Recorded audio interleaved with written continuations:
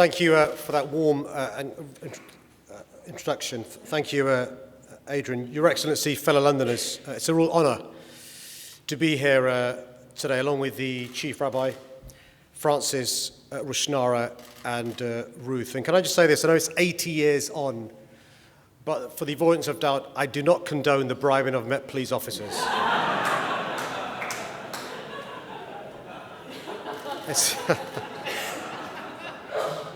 It's great to help mark the 80th anniversary of the Battle of Cable Street, a truly historic occasion. There are many, many friends here tonight. I'm not going to go through and name all of them, but there are a few parliamentarians who I do need to mention. It's great to see John Mann here today.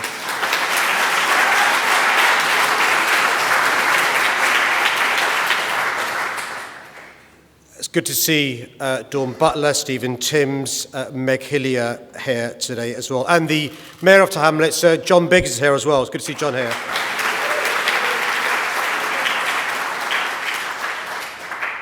But also somebody who's worked incredibly hard to deal with some of the challenges that Ruth touched upon. Baroness General is here today as well. Now look, I love you all. But it's particularly pleasing to see 3 or 4 generations of Londoners here today. I've met children, their parents, their grandparents, and their great-grandparents. It's great that you are here today as well. As we've heard, back on the 4th of October 1936, not far from this great hall where we gather today, thousands of brave, and they were brave, and courageous men, women, and children gathered to oppose fascism. What they achieved by united and pulling together has had a lasting impact that continues to this day. Sadly, only a small number of these heroes are still alive to pass on their memories, which makes it all the more important we continue to mark this event. And we continue to learn the lessons of history which remain so relevant to us today. To truly appreciate what happened in the Battle of Cable Street, it's important to remember the context of the time. Across Europe, the Nazis were gathering strength. In Spain, the civil war with Franco's nationalists was raging on. And here in Britain, Mosley's British Union of Fascists, the BUF, were seeking to emulate their European counterparts. Their primary aim was to encourage hate, particularly anti-Semitism, amongst working-class Londoners. And the BUF was a growing force in British politics, and Mosley wanted to gain further support from Londoners here in the East End. The Jewish community was blamed for the ongoing economic problems as a way to whip up racism and division.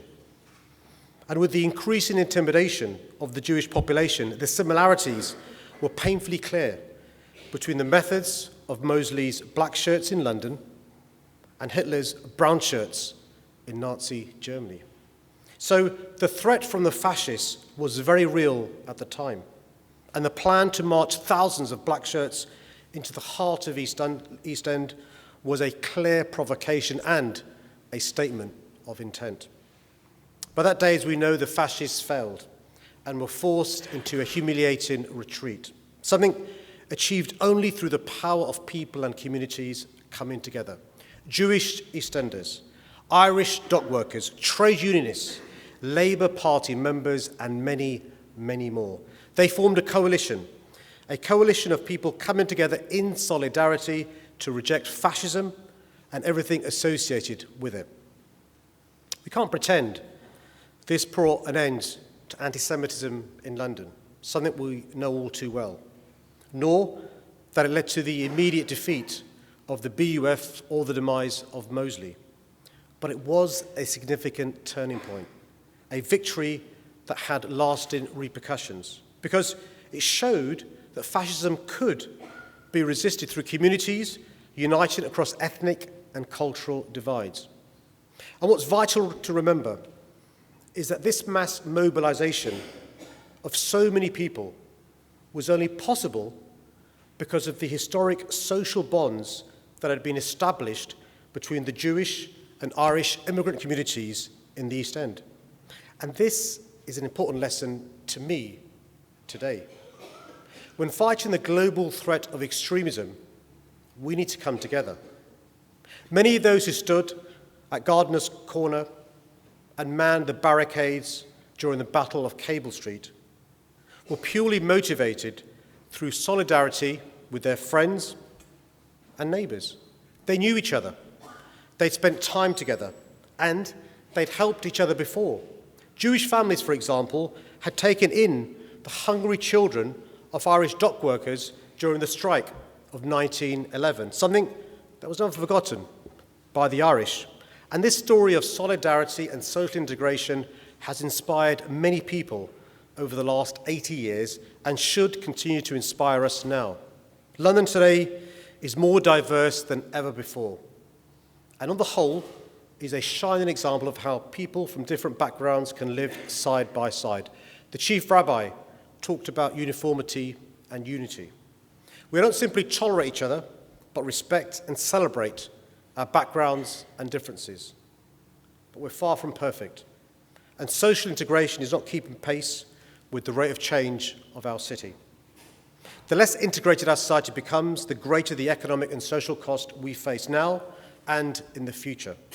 And this can feed extremism, causing anxiety, the fear of crime, and mistrust between communities. That's why, as Mayor of London, I'm working to encourage greater social integration in our city, to help strengthen London's social fabric and tighten the bonds between Londoners from different backgrounds, and to help encourage people to build connections with their fellow Londoners, just like the Jewish and Irish populations did back in 1936. Because now more than ever, it's important we come together and stand against anyone who seeks to divide us. I mean working together, playing together, studying together, having a shared set of common values and laws that are clear, progressive, and tolerant, and around which communities can unite. This is how we need to move forward in London. Now, I've met a few heroes from Cable Street already. One of those in Cable Street in 1936 was Willie Myers, who I know is here today. He was not yet 15, 2 weeks shy, when he took to the streets in the East End 80 years ago. In a recent interview I read, he spoke powerfully about what happened on that day and how we still have so much more to do to learn the lessons of the past. He said, "When I hear of Muslims or Polish people being attacked today, I feel angry. I cannot fathom why we can't see each other as human beings. If we're cut, we all bleed the same."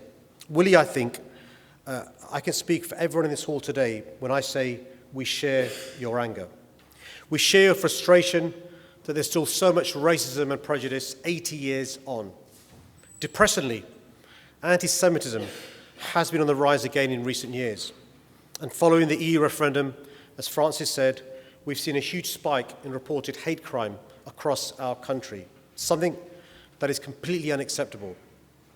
History shows us that discriminating against one group of people in our society can lead us down a slippery slope of ever-increasing prejudice becoming normalised. When we see things that are divisive, go against our British values, and are just fundamentally wrong, we must call them out. And today I'm proud that we stand here as another coalition, politicians, the Jewish community, trade unions, synagogues, anti-racist organisations, local diverse associations, and many others.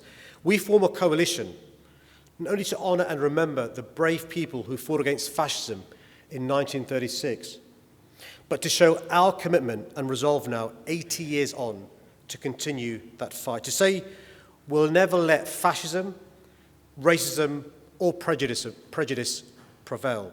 To say anyone who threatens our values, whether fascists, extremists, or political forces seeking to divide our society, you will fail.